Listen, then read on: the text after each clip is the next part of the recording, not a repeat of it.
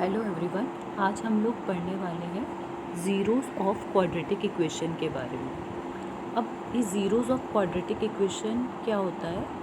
जब भी कभी हमें कोई भी क्वाड्रेटिक इक्वेशन दी हो, that means for any quadratic equation हम एज्यूम करते हैं, क्योंकि हमें ये तो पता ही है कि क्वाड्रेटिक इक्वेशन में 2 ज़ीरोज़ होते हैं, तो we'll assume let the 2 zeros of a quadratic equation be alpha.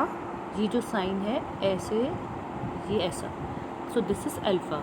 तो let one of the zero be alpha and another one be beta. Beta हम ऐसे बनाते हैं। So first of all, for any given quadratic equation we'll assume that the 2 zeros are alpha and beta.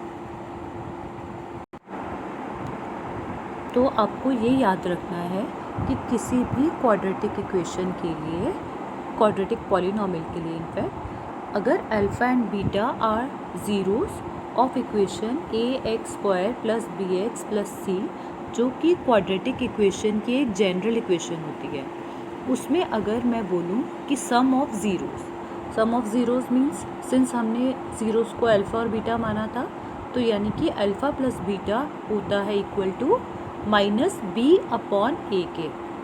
यहाँ पर b coefficient of x है और a coefficient of x² है, जैसा कि आप इस इक्वेशन में भी देख सकते हो। सिमिलरली जो प्रोडक्ट ऑफ ज़ीरोज़ होगा, यानी कि अल्फ़ा मल्टीप्लाइड बाय बीटा, वो होता है equal to c upon a, जहाँ पर c आपकी कांस्टेंट टर्म है और a है कोफिशेंट ऑफ x²। चलिए अब इस बात को हम एक एग्जाम्पल के साथ समझते हैं। सपोज़ हमें कोई भी क्वाड्रेटिक इक्वेशन दी हुई है, जैसे कि आप यहाँ पर देख सकते हो 3x² प्लस 5x माइनस 3।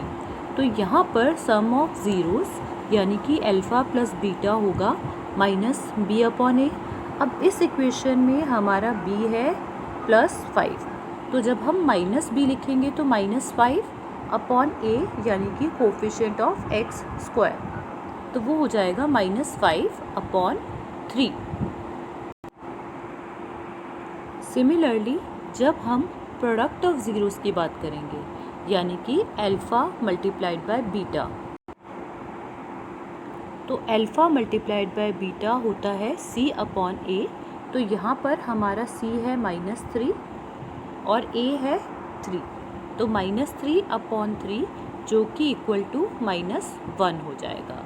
तो इट मीन्स कभी भी आपको कोई क्वाड्रेटिक इक्वेशन दी हो, उसमें से आप सम ऑफ ज़ीरोज़ निकाल सकते हैं माइनस बी अपॉन ए करके, और प्रोडक्ट ऑफ ज़ीरोज़ निकाल सकते हो सी अपॉन ए करके।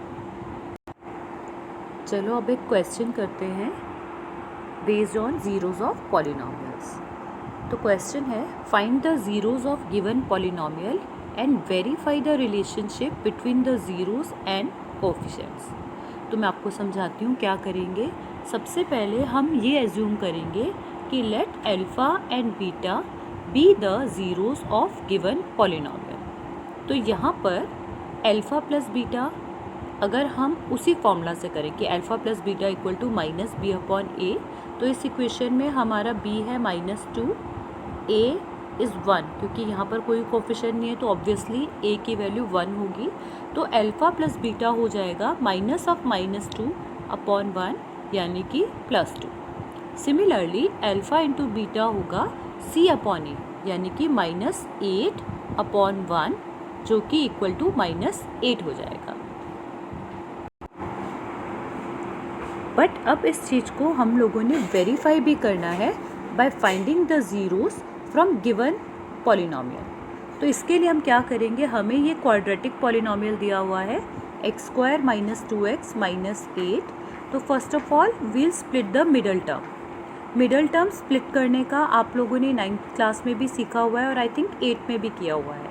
मिडल टर्म स्प्लिट करने के लिए हम लोग क्या करते हैं, जो हमारी मिडल टर्म है उसको हम इस तरह से स्प्लिट करते हैं कि देयर सम और subtraction should be equal to the middle term, और जो उनका प्रोडक्ट है वो equal to a multiplied by c, यानी कि फर्स्ट और लास्ट टर्म होना चाहिए जो कि यहाँ पर -8 है। इसीलिए मैंने मिडल टर्म को -4x + 2x की तरह स्प्लिट किया। इसको आगे फैक्टराइज करने पर हमें हमारे दो फैक्टर्स x + 2 और x - 4 मिलेंगे। अब हमने यहाँ पर ज़ीरोस फाइंड करने हैं। ज़ीरोस का मतलब है वो वैल्यूज़ ऑफ x जिसको पुट करने पर ये इक्वेशन ज़ीरो बन जाए। इसलिए हम लोग एक बार x + 2 को ज़ीरो पुट करेंगे, x - 4 को ज़ीरो पुट करेंगे और x की वैल्यू -2 और 4 आ जाएगी। यानी कि इस पर्टिकुलर इक्वेशन के लिए हमारे जो 2 ज़ीरोज़ हैं वो -2 और 4 होंगे। अब अगर हम इन्हीं दो ज़ीरोज़ का सम करें यानी कि -2 + 4 करेंगे तो वील गेट +2। सिमिलरली अगर हम प्रोडक्ट ऑफ दीज ज़ीरोज़ करेंगे यानी कि -2 × 4 so it would be equal to -8। तो जैसा कि आपने देखा, अगर हम ज़ीरोज़ फैक्टराइज करके निकालते हैं और उनका सम और प्रोडक्ट लेते हैं तो वो भी 2 और -8 ही हैं।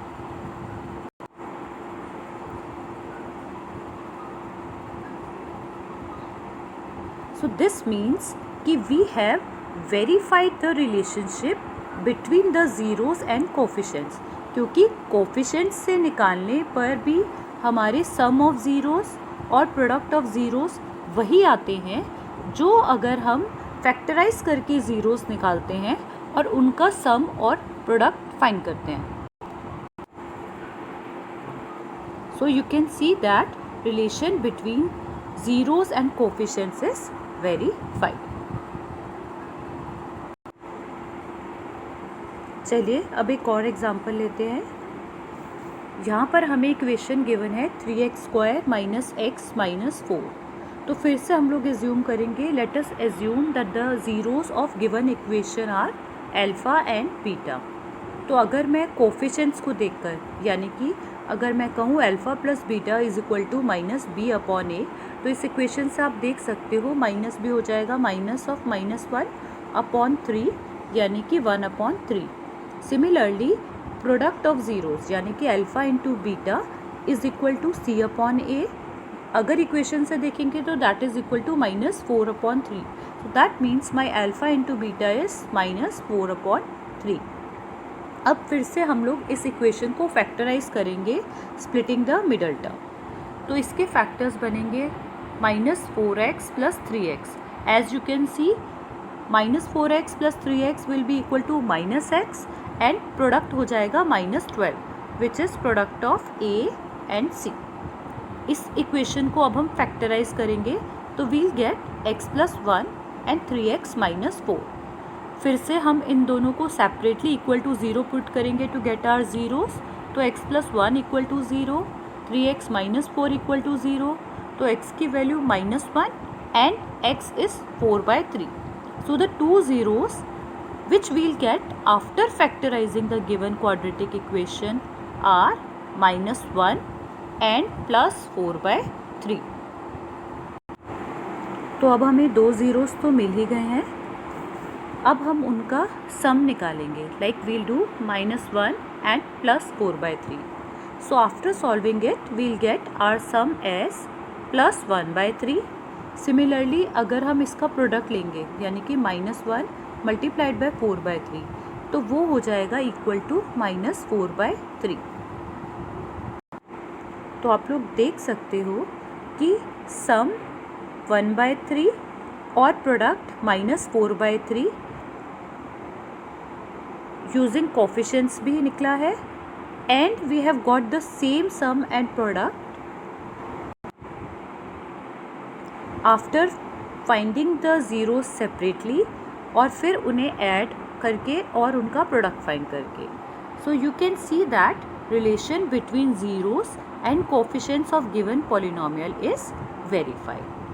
तो आज के लिए इतना ही. नेक्स्ट क्लास में मैं आपके लिए क्यूबिक पॉलिनोमियल के ज़ीरोज़ लेकर आऊँगी. तो keep practicing, keep enjoying, have a nice day.